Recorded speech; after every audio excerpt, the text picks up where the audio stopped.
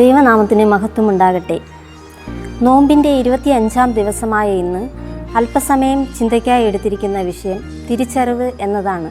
മത്തായി 7-ാം അധ്യായം 15-16 വാക്യങ്ങൾ. കള്ളപ്രവാചകന്മാരെ സൂക്ഷിച്ചു കൊള്ളുവിൻ, അവർ ആടുകളുടെ വേഷം പൂണ്ട് നിങ്ങളുടെ അടുക്കൽ വരുന്നു, അകമേയോ കടിച്ചു കീറുന്ന ചെന്നായ്ക്കളാകുന്നു, അവരുടെ ഫലങ്ങളാൽ നിങ്ങൾക്ക് അവരെ തിരിച്ചറിയാം. ജീവിതത്തിൻ്റെ പല മേഖലകളിലും തിരിച്ചറിവ് നഷ്ടപ്പെടുന്നവരാണ് നാം. ഓക്സിജൻ കിട്ടാതെ വരുന്നതുവരെ അതിൻ്റെ വില നാം മനസ്സിലാക്കുന്നില്ല.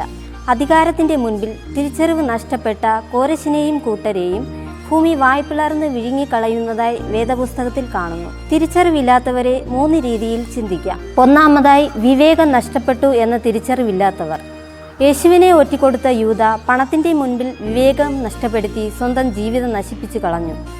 അതുപോലെ സൗന്ദര്യത്തിൻ്റെ മുൻപിൽ വിവേകം നഷ്ടപ്പെടുത്തി ശിംശോനും തൻ്റെ ജീവിതത്തെ നശിപ്പിച്ചു. ഈ ലോകം മുഴുവൻ നേടിയാലും നിന്റെ ആത്മാവിനെ നഷ്ടമാക്കിയാൽ ഒരു പ്രയോജനവുമില്ല എന്ന് ദൈവവചനം നമ്മെ പഠിപ്പിക്കുന്നു. രണ്ടാമതായി, ആത്മീയത നഷ്ടപ്പെട്ടു എന്ന തിരിച്ചറിവില്ലാത്തവർ. സ്വർഗരാജ്യം ലക്ഷ്യമാക്കി യാത്ര ചെയ്യുന്നവരുടെ ആത്മീയ ജീവിതം നശിപ്പിക്കുവാൻ അനേകം കള്ളപ്രവാചകന്മാർ വരും എന്ന തിരിച്ചറിവ് നമുക്കുണ്ടായിരിക്കണം.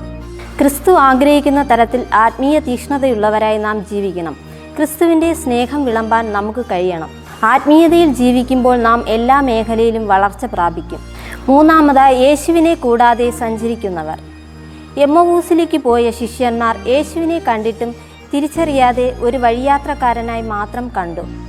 എന്നാൽ യേശു അപ്പമെടുത്ത് വാഴ്ത്തിയപ്പോൾ അവരുടെ കണ്ണു തുറന്നു യേശുവാണെന്ന് തിരിച്ചറിഞ്ഞു.